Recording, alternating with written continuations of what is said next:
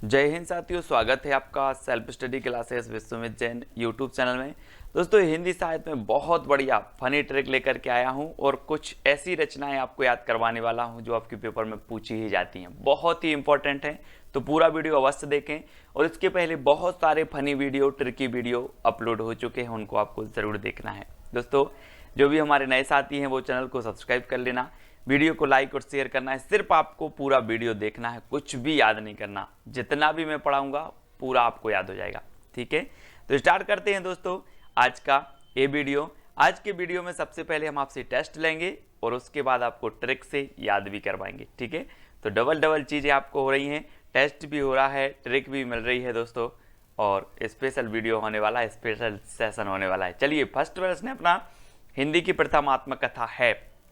दोस्तों, कई बार क्वेश्चन पूछा जा चुका है अभी तक, और आपको बताना है कि हिंदी की प्रथम आत्मकथा कौन सी है। अच्छा, एक बात बताना दोस्तों, जब व्यक्ति अपनी आत्मकथा लिखता है तो आत्मकथा और प्रथम आत्मकथा तो क्या रह जाती है? अर्ध रह जाती है, अर्ध। आप बोलते हो सर मेरा प्रथम प्रयास था, अधूरा रह गया, लेकिन अगले प्रयास में मैं निकल जाऊंगा। तो प्रथम प्रयास था, आधा रह गया, अधूरा रह गया, यानी कि अर्ध कथानक है बनारसी दास जैन की, है ना। याद रख लेना, हिंदी की प्रथम आत्मकथा है, यानी कि जो आपका उत्तर हो जाएगा वो क्या हो जाएगा? अर्ध कथानक। आ नंबर आपका बिल्कुल सही हो जाएगा। ठीक है, प्रथम आत्मकथा, आधी रह गई, अर्ध रह गई, तो अर्ध कथानक। ठीक है, पंक्तिहीन आत्मकथा किसकी है दोस्तों? चार विकल्प हैं आपके सामने, विष्णु प्रभाकर, राजेंद्र यादव, कमलेश्वर और रविंद्र कालिया। दोस्तों, एक चीज बताना कि इस सृष्टि की जो रचना की वो किसने की? विष्णु जी ने। ठीक है, और विष्णु जी ने पक्षियों को पंख दिए, लेकिन इंसानों को पंख नहीं दिए। विष्णु जी ने कहा कि अगर इंसानों को पंख दे दिए होते तो ये तो फिर क्या आसमान में उड़ते हैं ना, इसलिए क्या किया विष्णु जी ने? पंखहीन बना दिया। बोले पंख नहीं देंगे, तो पंखहीन बना दिया किसने? विष्णु जी ने। इसलिए पंखहीन जो आत्मकथा होगी वो किसकी होगी? विष्णु प्रभाकर। विष्णु प्रभाकर, यानी कि जो आपका विकल्प नंबर आ है वो क्या हो जाएगा? बिल्कुल सही हो जाएगा। अब कभी पूछा जाएगा बोले पंखहीन, हाँ कहीं बोले इंसानों को पंखहीन बना दिया विष्णु जी ने, है ना। सृष्टि के रचयिता हैं, तो आ नंबर आपका बिल्कुल सही हो जाएगा। अगला बताना है, बूंद बावड़ी किसकी आत्मकथा है दोस्तों? बूंद बूंद बावड़ी, है ना। जब आप किसी चीज़ के लिए आपकी लगन होती है, किसी चीज़ के लिए आपकी धुन होती है, तो आपकी बूंद बूंद बावड़ी हो जाती है। ऐसा ही दोस्तों, किसी का नाम है पद्मा, है ना, और पद्मा के बारे में सच है कि पद्मा सच में बावड़ी है। पद्मा सच में बावड़ी है, तो पद्मा सचदेवा की जो आत्मकथा होगी वो कौन सी होगी? बूंद बावड़ी। कौन सी होगी? बूंद बावड़ी। अब मैं कभी भी आपसे पूछूंगा बूंद बावड़ी आत्मकथा किसकी है, तो आप बोलोगे पद्मा सच में बावड़ी है। क्या बोलोगे? पद्मा सच में बावड़ी है। ठीक है, तो पद्मा सचदेवा की आत्मकथा का नाम क्या है? बूंद बावड़ी। आ नंबर आपका बिल्कुल सही हो जाएगा। अगला देखते हैं दोस्तों, लगता नहीं है दिल मेरा। तो आपने देखा होगा कि जब श्री कृष्ण जी चले गए तो गोपियों ने कहा कि उद्धव लगता नहीं है दिल मेरा, है ना। किसने कहा? गोपियों ने। कौन चले गए थे? श्री कृष्ण चले गए थे। कृष्ण चले गए तो कृष्णा अग्निहोत्री, है ना। लगता नहीं है दिल मेरा, कृष्णा अग्निहोत्री, यानी कि कृष्ण चले गए तो कृष्णा अग्निहोत्री, और इनके बिना लगता नहीं है दिल मेरा। तो लगता नहीं है दिल मेरा कभी भी पूछा जाएगा, बोले लगता नहीं है दिल मेरा आत्मकथा के लेखक कौन है, लेखिका कौन है, तो बता देना कि कृष्ण के बिना लगता नहीं है दिल मेरा, यानी कि कृष्णा अग्निहोत्री। सा नंबर आपका बिल्कुल सही हो जाएगा। ठीक है, अगला है दोस्तों, जो कहा नहीं गया आत्मकथा है, तो ये किसकी है? जो कहा नहीं गया। दोस्तों, कुसुम नाम की कोई लड़की है और उसे अपनी कोई मन की बात कहनी है, लेकिन उससे कहा नहीं गया। क्या नहीं कहा गया? कहा नहीं गया। या फिर ऐसे करते हैं दोस्तों कि कुछ लोग क्या होते हैं, अपनी बात नहीं कह पाते सामने, तो वो क्या करते हैं? कुसुम दे देते हैं। कुसुम, है ना, कुसुम यानी कि फूल, फूल दे देते हैं। बोले जो कुछ कहा नहीं गया वो फूल से कह देंगे, है ना। तो जो कहा नहीं गया कुसुम अंचल, जैसा भी आपको याद रखना है। ठीक है, कुसुम अंचल। डी नंबर आपका बिल्कुल सही होगा। जो कहा नहीं गया कुसुम अंचल, वो कुसुम से कह दिया। ठीक है, तो डी नंबर आपका बिल्कुल सही हो जाएगा। अगला है दोस्तों, एक कहानी यह भी, आत्मकथा किसकी है? एक कहानी यह भी। दोस्तों आपको पता है कि बहुत ही बढ़िया आत्मकथा है। और एक कहानी यह भी, कहीं भंडारा चल रहा था और वहाँ पर लड़ाई हो गई, तो सब ने बोला कि लो एक कहानी यह भी बन गई। एक कहानी यह भी बन गई, काय में? भंडारे में। तो एक कहानी यह भी भंडारे में, यानी कि मन्नू भंडारी, है ना। मन्नू भंडारी की ये रचना है। आपका बंटी भी एक रचना है इनकी, लेकिन ये आत्मकथा है इनकी, एक कहानी यह भी मन्नू भंडारी, भंडारे में एक कहानी यह भी। ठीक है, तो 7 नंबर आपका बिल्कुल सही हो जाएगा। मेरी जीवन यात्रा आत्मकथा है, तो किसकी है दोस्तों? 4 विकल्प हैं, विकल्प अनुसार उत्तर बताना है, क्योंकि ये 2 लोगों की आत्मकथा है इसी नाम से, मेरी जीवन यात्रा। एक राहुल सांकृत्यायन जी की है ना, और दूसरी है जानकी देवी बजाज। लेकिन मेरी जीवन यात्रा कौन सी गाड़ी से करना है हमें? बजाज गाड़ी से करना, बजाज, है ना। ये बजाज की गाड़ी दिख रही है यहाँ पर, बजाज गाड़ी से मेरी जीवन यात्रा शुरू करनी है। बजाज से करनी है तो जानकी देवी बजाज और मेरी जीवन यात्रा, यानी कि आपका उत्तर क्या होगा? विकल्प नंबर बी। ठीक है, बी नंबर आपका बिल्कुल सही हो जाएगा। अब कभी भी आएगा जानकी देवी बजाज की जो आत्मकथा का नाम है वो क्या है, तो आप बोलोगे कि मैंने बजाज गाड़ी से मेरी जीवन यात्रा प्रारंभ की थी, बजाज से। ठीक है, ऐसे भी याद रखेंगे। दोस्तों तिरस्कृत आत्मकथा किसकी है? तिरस्कृत अपन बोलते हैं, क्या बोलते हैं कभी कभी जब अपन बहुत सारा काम कर लेते हैं यार, अपन बोलते मैं तो त्रस्त हो गया इस काम से, ऐसे बोलते ना। ऐसे ही सूरज आपको रोज प्रकाश दे रहा है, रोज आपको धूप दे रहा है। सूरज भी कभी बोल देगा यार मैं तो त्रस्त हो गया हूँ, धूप दे करके, प्रकाश दे करके क्या हो गया हूँ? त्रस्त हो गया हूँ। कौन बोल रहा है? सूरज बोल रहा है। तो सूरजपाल चौहान, तिरस्कृत ये जो आत्मकथा है वो किसकी होगी? सूरजपाल चौहान की, क्योंकि जो सूरजपाल सूरज है वो क्या हो गया है? त्रस्त हो गया है ना, त्रस्त हो गया है। तो इस प्रकार से तिरस्कृत आत्मकथा सूरजपाल चौहान की होगी। आ नंबर आपका बिल्कुल सही होगा। लौट आओ धार संस्मरण है, तो किसका है? लौट आओ धार। दोस्तों आपको पता है, यहाँ चित्र में देखो ये किसकी धार है? दूध की धार है। अब दूध की धार एक बार निकल जाए तो लौट के आएगी क्या? बोले लौट आओ धार, काई की? दूध की। तो दूधनाथ सिंह, है ना। आ नंबर आपका बिल्कुल सही हो जाएगा, दूधनाथ सिंह। लौट आओ धार दूधनाथ सिंह की ये रचना है, बहुत ही बढ़िया है ना, संस्मरण है, याद रखेंगे। अगला है दोस्तों, याद हो कि ना याद हो, संस्मरण किसका है? आपने वो फिल्म देखी होगी घातक, सनी देओल की। उसमें बोलता है कि आपको सुनकर बहुत खुशी होगी कि आज से आप मेरी गिरफ्त में काम करोगे। लेकिन याद रखना यहाँ पर हमें क्या है? याद, काशीनाथ याद हो कि ना याद हो, आज से तुम मेरी गिरफ्त में काम करोगे। याद हो कि ना याद हो, किससे बोला है? काशीनाथ। काशीनाथ, इसमें सनी देओल का नाम क्या रहता है? काशीनाथ। और काशीनाथ याद रख लेना है, याद हो कि ना याद हो, आज से तुम मेरी गिरफ्त में काम करोगे, है ना। तो आपको याद रख लेना, याद हो कि ना याद हो, इसके जो लेखक हैं वो कौन है? काशीनाथ से हैं, यानी कि आपका जो विकल्प नंबर डी है वो बिल्कुल सही हो जाएगा। अगला है दोस्तों, अतीत के गर्त से संस्मरण है, तो किसका है? अब एक चीज बताना दोस्तों कि आप अतीत के गर्त में चले गए हो और अतीत के गर्त से आपको कौन निकालेगा? मैं निकालूंगा क्या?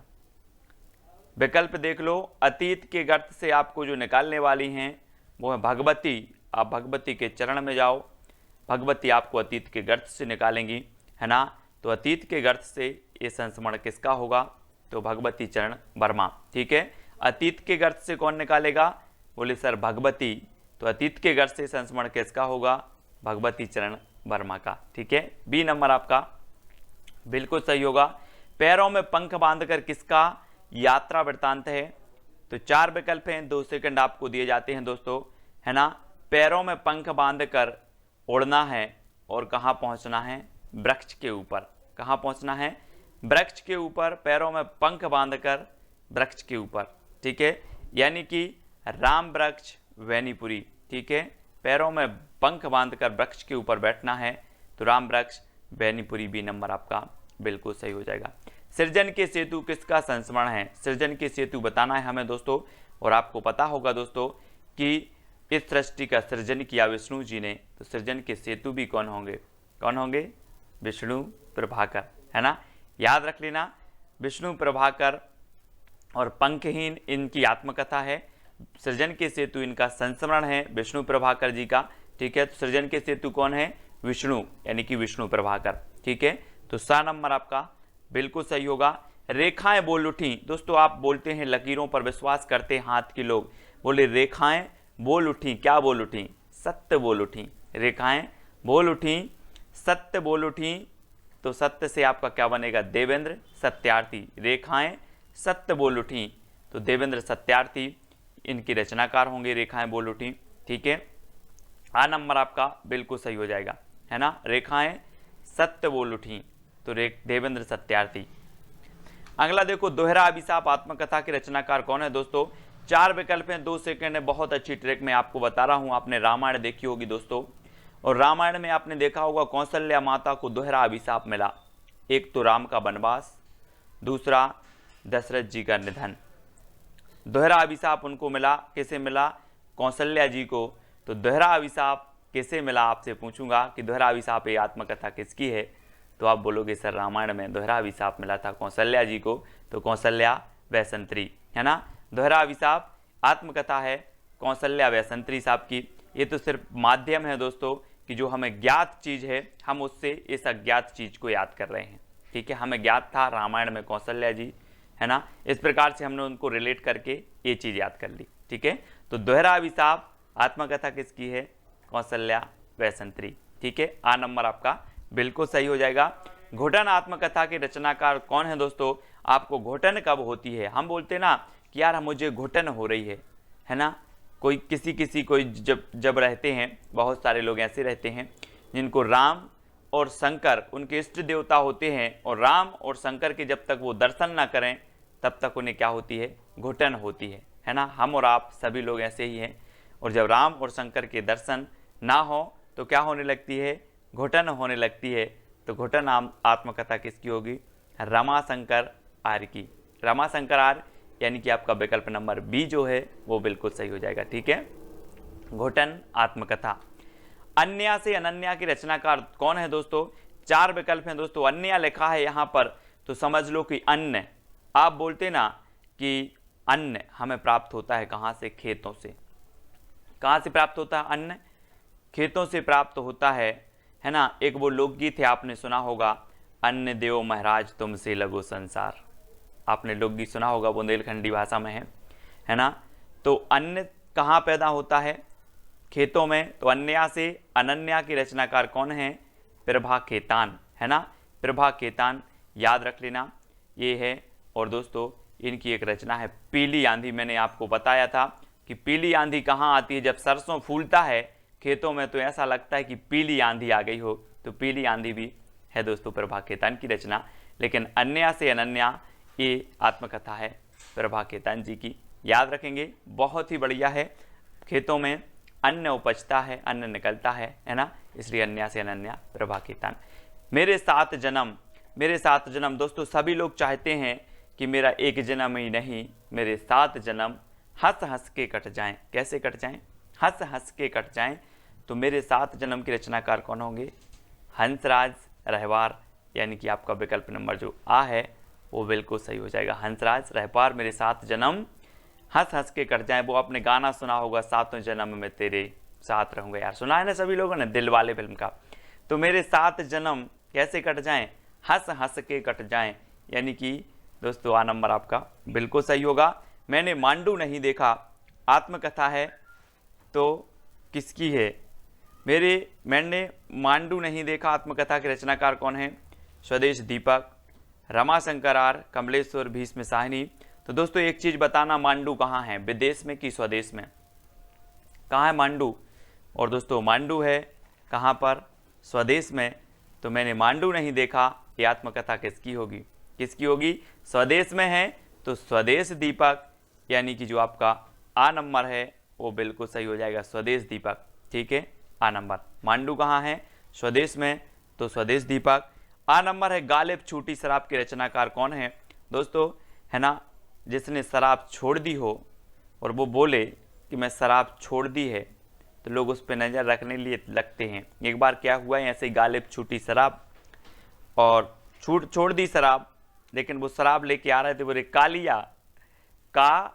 लिया, बोले शराब लिया, तो गालिब छूटी नहीं शराब, गालिब छूटी नहीं शराब, बोला गालिब छूटी नहीं शराब, है ना, का लिया शराब लिया। ठीक है, तो ऐसे याद रखेंगे, गालिब छूटी नहीं शराब, ये रविंद्र कालिया जी की है। आ नंबर आपका बिल्कुल सही हो जाएगा। ठीक है, इसमें से दोस्तों बहुत सारी ट्रिक हमने देखी, बहुत सारी चीजें याद करने का प्रयास किया अलग अलग प्रकार से। आपको कौन सी ट्रिक सबसे अच्छी लगी कमेंट के माध्यम से आपको बताना है। और दोस्तों एक चैलेंज प्रश्न है आपका कि अपनी खबर किसकी आत्मकथा है, ये आपको बताना है कमेंट के माध्यम से। हर वो बंदा बताएगा जिसने वीडियो देखा है। ठीक है, अपनी खबर किसकी आत्मकथा है, बहुत सारी रचनाएं आत्मकथाएं संस्मरण याद किए हमने। वीडियो कैसा लगा कमेंट के माध्यम से सभी लोग बताएंगे, वीडियो को शेयर करेंगे और साथ ही दोस्तों अपनी खबर किसकी आत्मकथा है वो आपको कमेंट में लिखना है ना। और बाकी ये 4 ऑप्शन हैं, इनकी अगर आपको आत्मकथा रचना कितना आप इनके बारे में जानते हो, 4 विकल्प में से आपको चारों विकल्प के जवाब देना है। इनके बारे में क्या क्या जानते हो, कोई खास रचना है, कोई अच्छी चीज़ है, वो आप बताएंगे। ठीक है, तो याद रख लेना, कल हमने याद किया था दोस्तों कि जो है बालकृष्ण भट्ट की जो एक इन्होंने संपादन किया था पत्र का हिंदी प्रदीप, उसको हमने याद कर दिया था कि प्रदीप के बाल भट्टा से भरत गए। क्या किया था, प्रदीप के बाल भट्टा से भरत गए, तो हिंदी प्रदीप से हिंदी प्रदीप और बाल से बालकृष्ण भट्ट, है ना, ऐसे याद कर लिया था दोस्तों। तो इसी प्रकार से जुड़े रहें, वीडियो को लाइक करें, शेयर करें, बहुत सारी ऐसी ट्रिक आएंगी हिंदी साहित्य की, हर एक चीज़ आपको याद हो जाएगी। बने रहें, ये 18वां वीडियो था दोस्तों, और इसके पहले 17 वीडियो ऐसे ही और बहुत अच्छी अच्छी फनी ट्रिक से मैंने आपको याद करवाए हैं। ठीक है, जो भी साथी अभी तक व्हाट्सएप ग्रुप से नहीं जुड़े हैं वो 9098609291 609291 इस पर SMS करें और उनको तुरंत व्हाट्सएप ग्रुप की लिंक मिलेगी। साथ ही टेलीग्राम ग्रुप से भी आपको जुड़ना है, वीडियो को लाइक करके शेयर अवश्य करना है दोस्तों। आज के वीडियो के लिए बस इतना ही। जय हिंद।